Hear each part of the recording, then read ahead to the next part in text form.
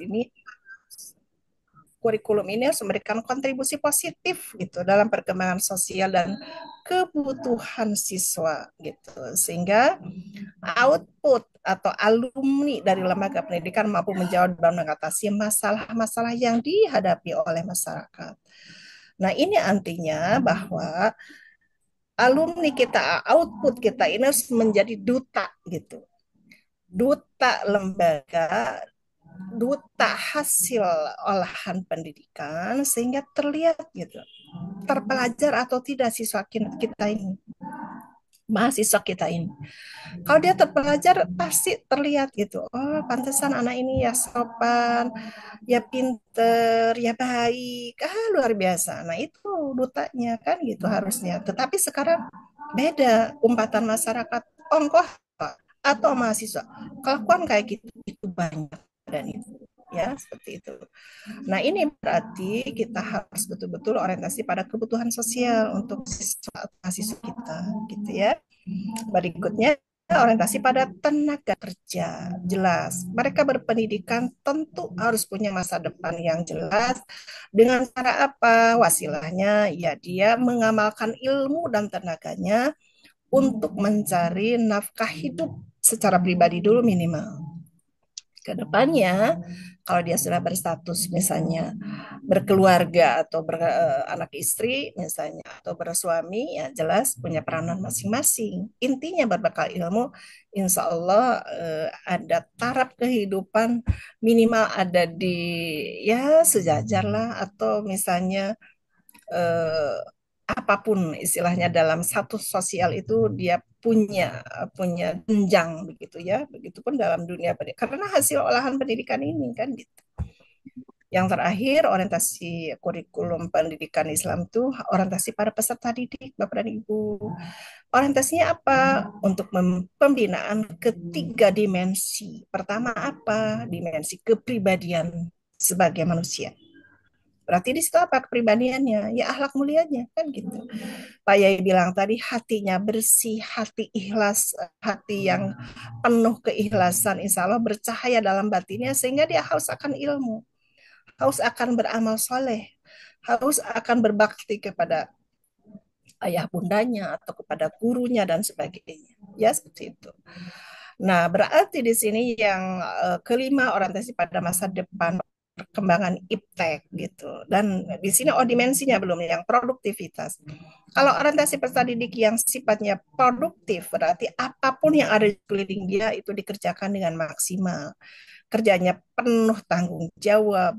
Apapun yang ada di hadapan dia atau sekeliling dia harus bernilai secara ekonomi misalnya, bernilai secara amal soleh dan sebagainya. Yang kelima, oh maaf ini di antaranya salah. Harusnya orientasi pada uh, masa depan perkembangan iptek jelas. Kita ini memang seperti yang Ustadz sampaikan tadi di presentasi bahwa enggak, apa iptek ini membantu kita gitu ya. Ustadz yang dari Purwakarta, dari Bekasi, Tangerang, dengan teknologi ini kita terbantu.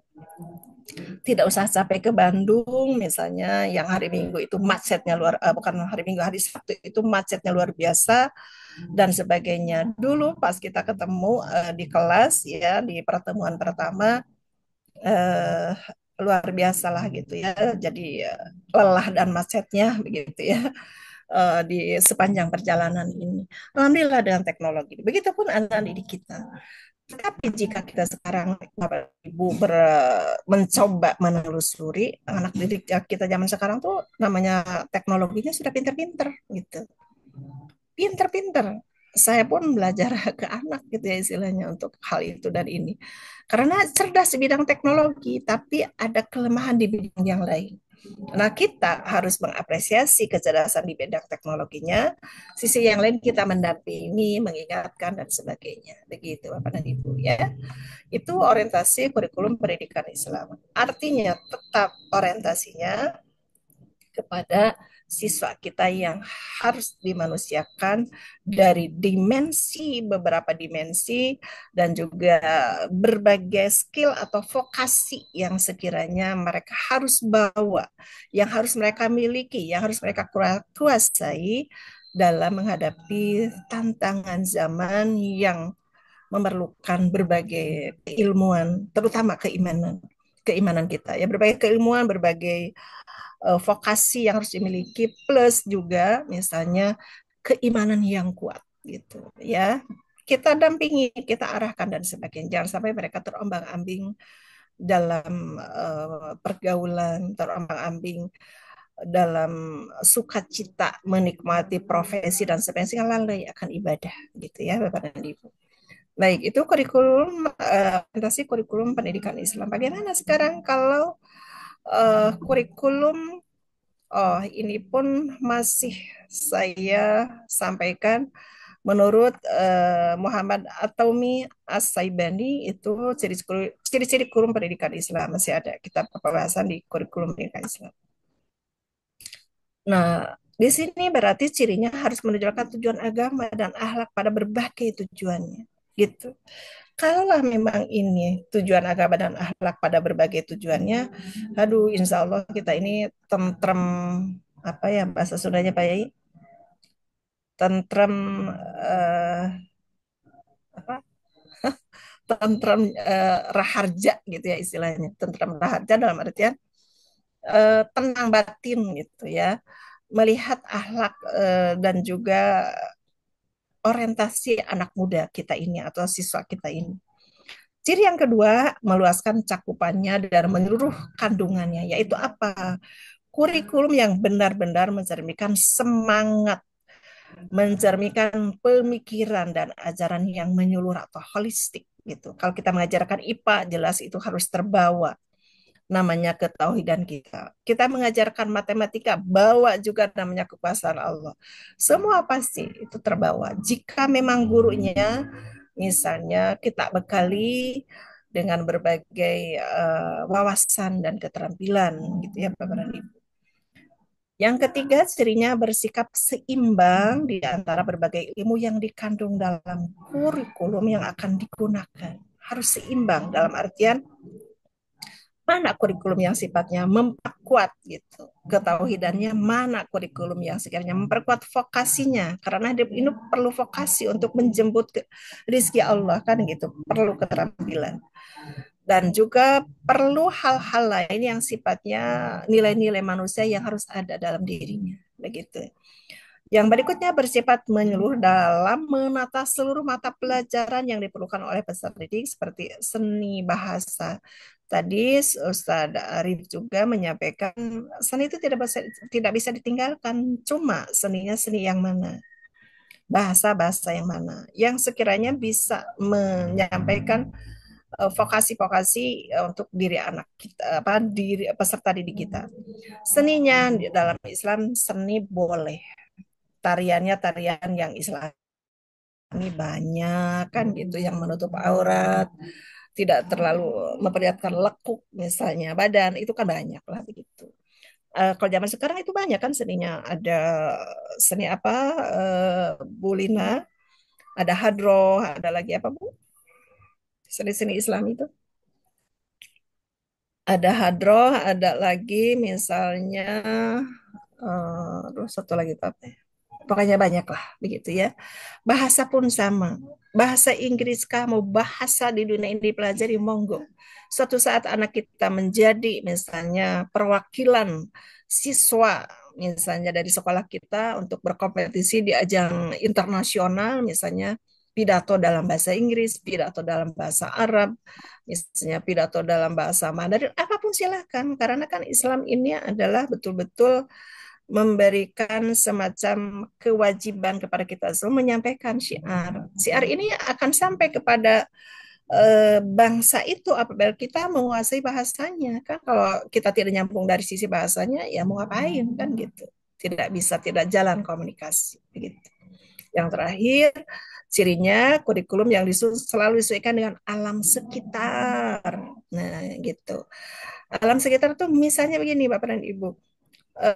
Sekolah Ustadz itu ada di wilayah pantai. Nah, berarti ada kurikulum bagaimana itu dia bisa memanfaatkan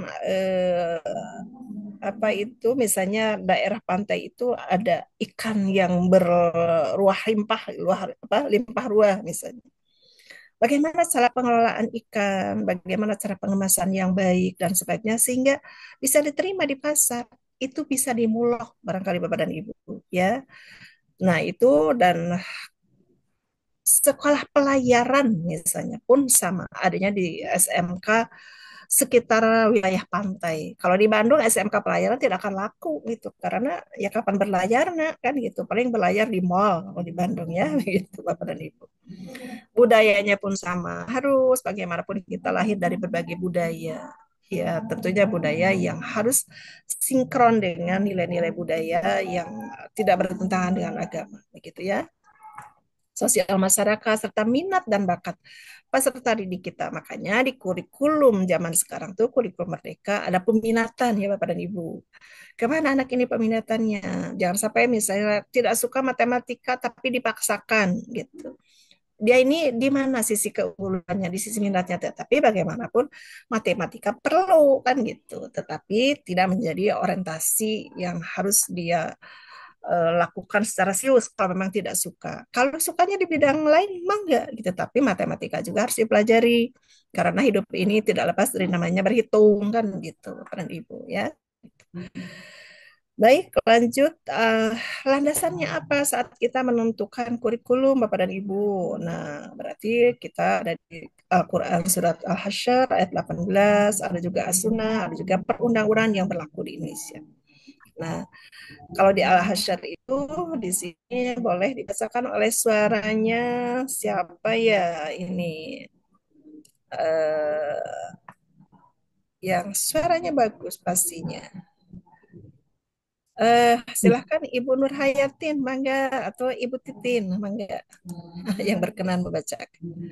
Silahkan. Bismillahirrahmanirrahim. Ya ayyuhalladzina amanu taqullaha wal tanzur nafsum ma qaddamtu lighad. Wattaqullaha innallaha khabirum bima ta'malun. Baik, terima kasih Ibu Titin. Artinya, hai orang-orang yang beriman gitu ya. Hai orang-orang yang beriman, bertakwalah kepada Allah dan hendaklah setiap diri memperhatikan apa yang telah diperbuatnya untuk hari esok di akhirat. Dan bertakwalah kepada Allah, sesungguhnya Allah Maha mengetahui apa yang kamu kerjakan. Baik, terima kasih Ibu Titin. Artinya di sini kalau kita bicara untuk hari esok, intinya adalah perencanaan. Nah, kurikulum pun sama kan, segenap perencanaan yang akan kita lalui dalam pendidikan, baik dari mata pelajarannya, jamnya apa, metode yang akan dilaksanakannya apa, medianya pun yang digunakan apa dan sebagainya. Itu kan kurikulum di situ adanya. Hari esok berarti perencanaan intinya, ya kan? Nah, artinya di sini oleh para ahli mufasirin bahwa apapun yang akan kita kerjakan baik di sekolah maupun secara pribadi di lembaga manapun harus ada perencanaan yang matang gitu. Kalau kita merencanakan segala sesuatu dengan matang, penuh perhitungan, penuh pertimbangan, orientasinya tetap misalnya terhadap keunggulan atau misalnya mutu gitu ya, mutu ataupun ke sisi kemaslahatan buat siapapun itunya artinya di situ sudah ada perencanaan ya, Allah sudah memberikan landasan di sini ya. Yang kedua as-sunnah di sini artinya kita ini Rasulullah sudah menyampaikan di situ man aroda dunia fai alaihi bi ilmi wa man aradal akhirah fi alaihi bil ilmi wa man aradahuma fi alaihi kan gitu. Artinya siapa yang hendak menginginkan dunia, ya dunia ini berarti karir kita ya Bu, rizki dan sebagainya, lapangan kerja, hendaklah menguasai ilmu kan gitu. Dan barang siapa yang menginginkan akhirat juga, hendaklah menguasai ilmu. Nah, kita ingin selamat dua-duanya, kita ingin diraih dua-duanya ya dengan ilmu juga gitu ya. Artinya penguasaan ilmu itu luar biasa Bapak dan Ibu. manfaat ilmu, barokah ilmu dan sebagainya. Seperti kita rasakan. Beda kita posisi dengan kawan-kawan kita yang kurang beruntung, misalnya dalam pendidikan dulu dia sudah misalnya putus sekolah sampai SMA saja atau misalnya sampai SMP saja, ya taraf kehidupan sosial dan juga taraf kehidupan sisi profesinya pun ya mohon maaf itu kurang terpandang lah di masyarakat. Tetapi dari sisi hal lain di mata Allah itu tidak ada pembeda. Namun ilmu itu lebih penting. Banyak orang yang tidak sekolah tinggi namun sukses dalam bidang bisnis misalnya. Sehingga dia bisa membuat masjid yang megah untuk bisa digunakan oleh umat Islam beribadah dan sebagainya. Ada juga yang hanya lulus SMA, dia sukses di bidang vokasi dia sehingga bisa mentuni fakir miskin, kaum duafa yang lain dan sebagainya. Nah, memang pendidikan ini bukan satu-satunya wasilah untuk mencapai ke arah sana, tetapi lebih dominan karena dalam pendidikan itu di situ ada ilmu kan gitu ya Bapak dan Ibu. Baik, landasannya kita perundang-undangan yang berlaku di Indonesia Bapak dan Ibu kan itu sudah kita ketahui bahwa di Undang-Undang 1945 tuh di pasal 29 ayat 1 dan 2 juga di GBHN ada ya di bidang agama dan kepercayaan terhadap Tuhan Yang Maha Esa itu ada di nomor 1B gitu serta Undang-Undang nomor 2 tahun 1989 tentang sistem pendidikan nasional dan pasal 11 ayat 1 dan ayat 6. Artinya kita menentukan kurikulum itu tidak serta-merta ngarang gitu ya berlandaskan hal ini. Apalagi kalau pendidikan Islam itu kita punya landasan yang kuat gitu ya. Dia dua tadi Al-Qur'an dan juga As-Sunnah gitu Bapak dan Ibu. Baik, bagaimana sekarang kurikulum nasional? Nah, ini dibingkai oleh Undang-Undang Sistem Pendidikan Nasional nomor 20 tahun 2003 pasal 36 ayat 3.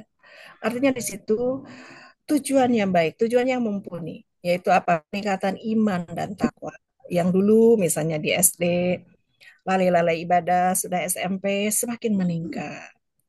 Sudah SMP semakin meningkat, tambah lagi di SMA misalnya tuh sampai ke perguruan tinggi ya. Karena itu peningkatan iman dan takwa. Kalau peningkatan akhlak mulia jelas dulu belum tahu hak batil, mana yang salah, mana yang benar, mana yang boleh dan yang tidak boleh. Itu tentunya peningkatan akhlak mulia, gitu ya Bapak dan Ibu. Yang ketiga, di sini berarti peningkatan potensi dalam diri siswa, potensi yang harus dia miliki itu apa? Karena pada dasarnya semua manusia ini dianugerahi potensi. Namun ada yang tergali, ada yang tidak, ada yang terlatih, ada yang tidak. Juga kecerdasannya Bapak dan Ibu. Pada dasarnya semua manusia itu cerdas. Namun di situ bagaimana pertama itu pola didik orang tua dulu. Setelah itu ditambah dengan nutrisi, setelah itu ditambah lagi dengan sekolah yang membawa ke alam kecerdasan atau sekolah yang bisa menurunkan kecerdasan itu banyak. Dan minat peserta didik tentunya. Minat ini bagian kita untuk terus mendampingi, terus memberikan motivasi kepada mereka, terus berminat berilmu, terus berminat belajar dan sebagainya begitu. Yang keempat, keragaman potensi daerah dan lingkungan. Itu kan tadi, jadi setiap daerah punya potensi. Saya jalan-jalan ke tiap kabupaten, Bapak dan Ibu, tentunya berbeda setiap potensinya. Saya membawa mahasiswa saat itu daerah misalnya, ayo kita ke Cirebon. Cirebon, wah berlimpah ruah ikan, Pangandaran pun sama.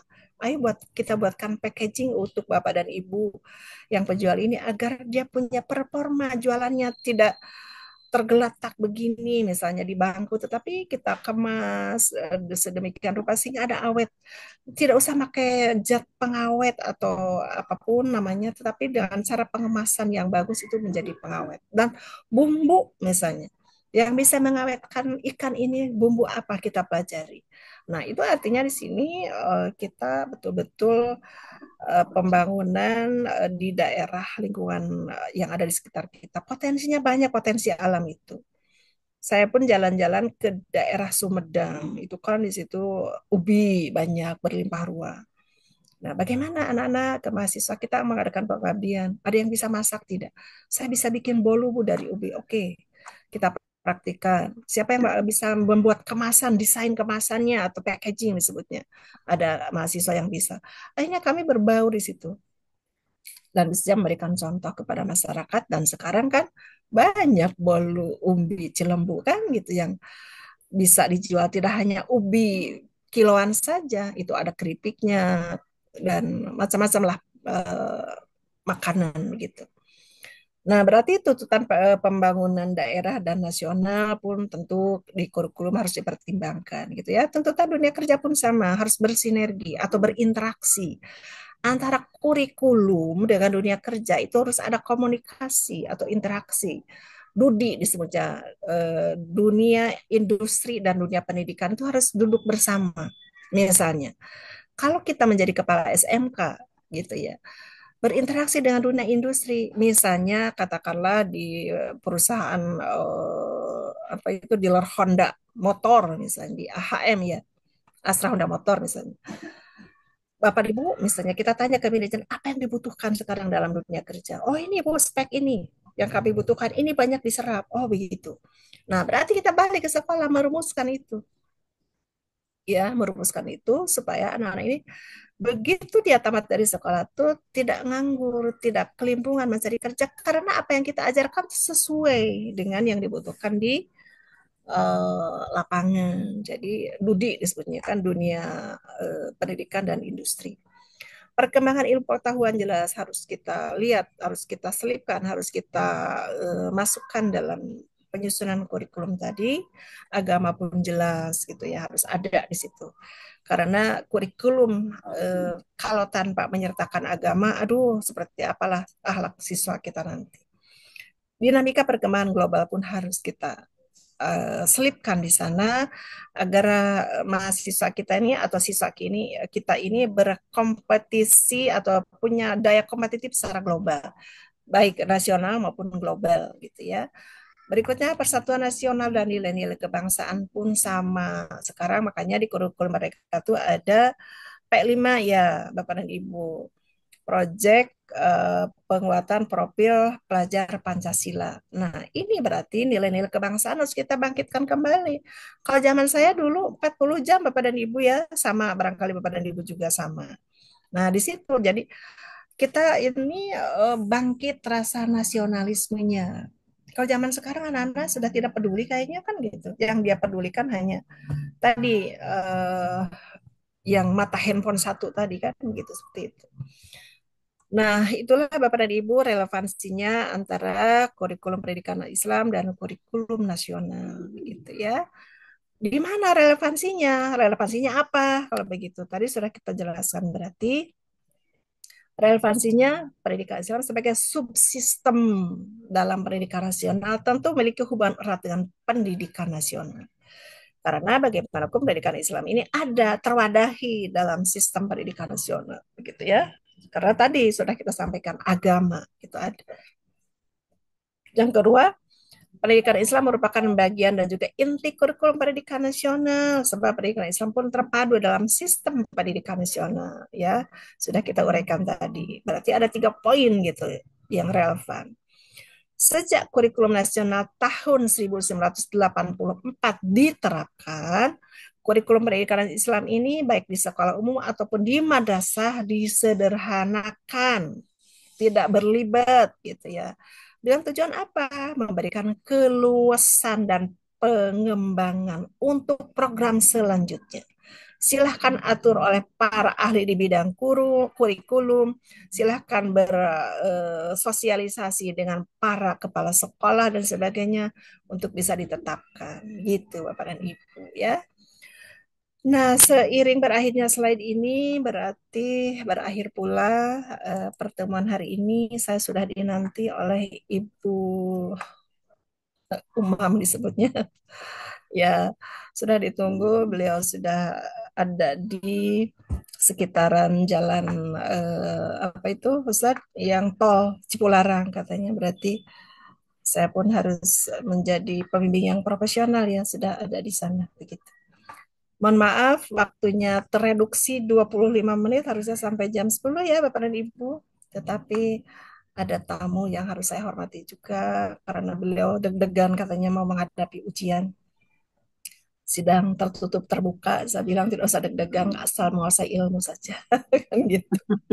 Yang bikin deg-degan tuh ya Bu Titin, kita ya kurang menguasai sebetulnya. Kalau Iya, menguasai, betul. tenang we, penginjil juga manusia dan pernah ada di posisi yang sama seperti kita, kan gitu. Tenang saja, kan gitu. Intinya menguasai ilmu. Ya, Bapak dan Ibu. Terima kasih untuk kebersamaan hari ini. Insya Allah minggu Sama-sama. depan kita bertemu lagi. Mau online apa offline? Monggo, ayo silakan. Ibu Nurul Nanti Hayatin, disesuaikan, Bu.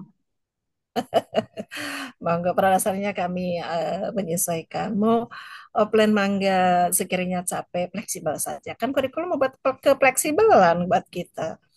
Ya, daripada ke kelas Pak Ustadz Kafi, saya sendiri bertiga dengan Ibu Titin, sedih rasanya ya Allah. Gitu. Ya, fleksibel saja kan gitu. Saat itu kita berempat ya, Butin ya. Iya. Ibu Haja bagaimana ini pendidikan kita kan itu luar biasa Hmm. ini masih saya S3 tetapi saya memaklumi ternyata namanya kita sudah S3 tuh memang berebut posisi ya Ustaz Nanang ya itu dan ini Hmm. tugas belum lagi banyak kan gitu apalagi hari weekend hari keluarga istri bayi yang dicanak amang putra ngadat saya memaklumi karena pernah ada di posisi yang sama ya. Jadi kita fleksibel saja. Ibu mau online mangga dengan senang hati kami dampingi. Ibu mau offline juga dengan senang hati mangga kan gitu. Intinya mangga mangga wae. Yang penting Bapak dan Ibu kuliah tetap berjalan, namun tugas pun tetap terayomi kan begitu ya. Baik Bapak dan Ibu, terima kasih untuk kebersamaan hari ini. Saya akhiri pertemuan hari ini. Semoga Bapak dan Ibu senantiasa sehat walafiat, berkah ilmu, berkah rezeki, berkah Amin Amin. ya rabbal alamin. ya. Terima kasih. Assalamualaikum warahmatullahi wabarakatuh. Waalaikumsalam Waalaikumsalam warahmatullahi Waalaikumsalam warahmatullahi wabarakatuh. wabarakatuh. warahmatullahi Nuhun, Ibu. wabarakatuh. Atur Hatur nuhun, nuhun Ibu. Wali Nah, Songo. Bapak Hmm. Ibu sadayana Hatur nuhun. izin di Zoom ini ya. Pak Hari teh geuning nongol. Nah, Pak Hari, eta gering Ya, Zoom. Bu. Ini mau persiapan UP Bu, mohon doanya UP PPG. Kapan? Eh, sekarang Bu, lagi Eh, Semoga pengetahuan PPG. lancar, Pak Hani. Amin, lancar, amin, lancar, amin. sukses. Insya Allah Ada dapat nilai terbaik. Amin, amin ya Allah. Terima kasih Pak Bu Hari, Dokter. meni meriweuh begitu dirimu sayang. Et- Iya, Anak saya muda, beli Bu, fotokopian Bu. yang April. sedang giat-giatnya.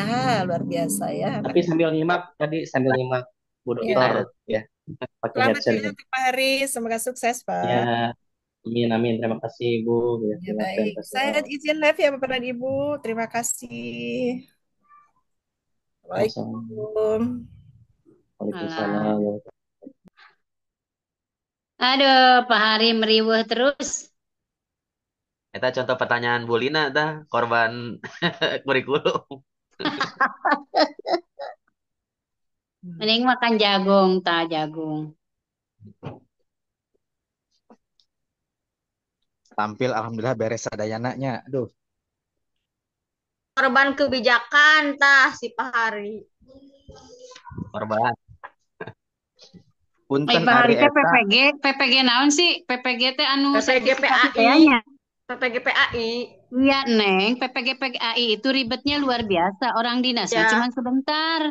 iya emang. Ya, Yang ini yang udah penting 4 bulan Bu Haji. Ini Orang udah 4 bulan, kementerian luar satu semester. biasa. Iya, itu dan ribet. Bu dan juga Kemenak itu sekarang enggak ada dana. Iya, Dari dananya Kemendik. dihandle dulu sama Oh, Basnas benar. gitu ya. Karunyanya Ih, Iya, kasihan betul. amat. Malu-maluin. Jangan-jangan itu apa namanya? Kepake nalangan dana haji meren. waduh, Gimana Bu Ah, tadi Bu? Neng. Gimana? Bu Haji, tadi ada info apa? Terus Apa? beres, Pak. Terus ulah pikiran Tadi ada info tugas. apa? UPW, UP. Pak, Pak berarti minggu depan online. Asik. Iya enggak? Ibu Etana, alhamdulillah. Ibu dosen. Ya. Bu, siapa yang mau offline emang? Eta dosen filsafat, Neng. Tugas akhir. Oh, berarti yang lohor we nya hiji lain. Dinego ku Pak Hari, dinego ku Pak iya Pak Kahpi. Ya kan kata ibu juga yang penting efektif hadir daripada offline nggak pada Daripada ada. cuman aku doang sama Pak Hari sama Iya benar. Pak Irawan. Pak, kalau hari Jumat mah kemarin juga kata si ibu online juga nggak apa-apa ya. Online aja Mau Jumat mah, Neng. Ya. paling hari lain mah Sabtu pagi. Sabtu ya, mudah-mudahan tanu dosen landasanana bisa dinego online. Ya online kami bisa. Ya benar. Eta Yang si penting Ibu hadir aktif di Zoom gitu loh. Di Pak Zoom Irawan teh aya ya nya. offline wae. Zoom teh ulah offline wae atau video teh aktif ke. Eta meni kekeh TA nya marena mah kekeh coba. Ari pas ya nuzu Zoom semuanya online mah pasti dosen oh ya lebih baik begini gitu.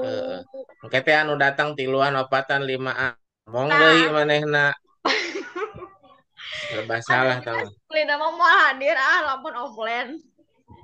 Berarti pastikan berarti Jumat mah online-nya Pak Kapinya. Ya betul online. Online paling Sabtu anu offline teh sigana teh. Nah, kemungkinan Sabtu soalnya Sabtu mah aya hiji doang tah.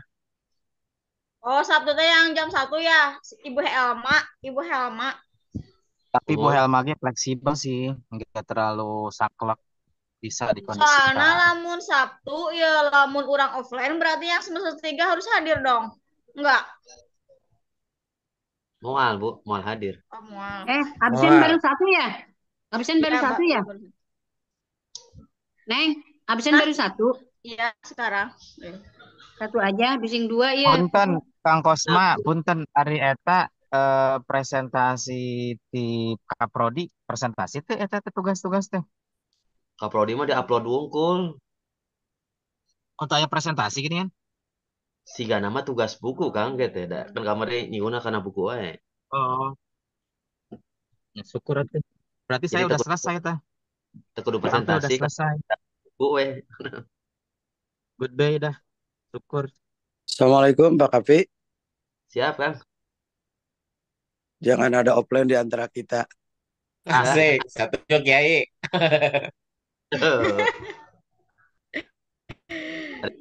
Pada ranca Soalnya nggak saya dua patwa ya Kiai. Jangan ada offline di antara kita.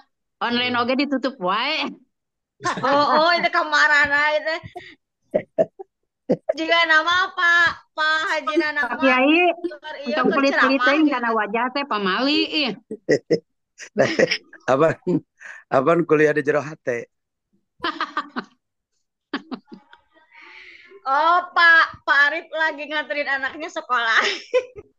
Bener Bu. Nganterin anak sekolah. Nanti jam 10 ya presentasi. Oh. Ya, siap. Aku off dulu ya, mau persiapan. Berarti nggak 2 aya patwa online 2 Pak Kiai Nanang yang Kiai Pudoli tangga saya 2 patwa online. Orang mah manut lah. Kalau ada yang mudah kenapa dipersulit? Menurut kekeh yang offline itu jalannya. Jika pakat ku kangen apa eta, kapa kapi. Offline-nya kudu aya nu tampil dan anu presentasi saha offline. Kita lamun aweun udah datang mah kumaha gitu arek kitu doang. Alieur eta mah nya. Mendingan online anu tampil gitu nya. Beres lah, beres.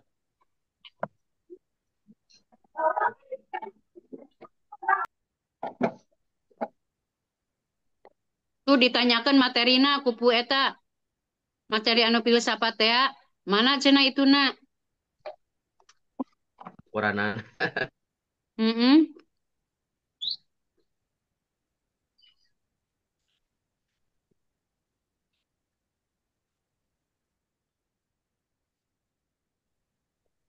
Emang lamun kompak KB mah offline jadikeun wae semester urang doang ya. Semester online kan geus online kan. Bang Ustad Kahfi tah. Biasa nego lah. Minta aja Sulit online. ya. Bilangin aja kalau offline orangnya nggak ada gitu aja, ah. Kalau online kita Jumat juga udah online gitu. Siap.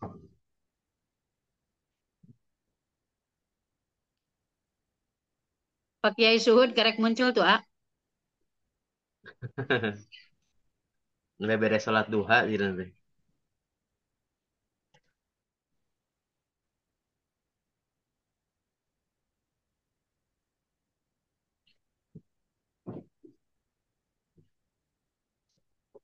Lagi. Ya, langsung.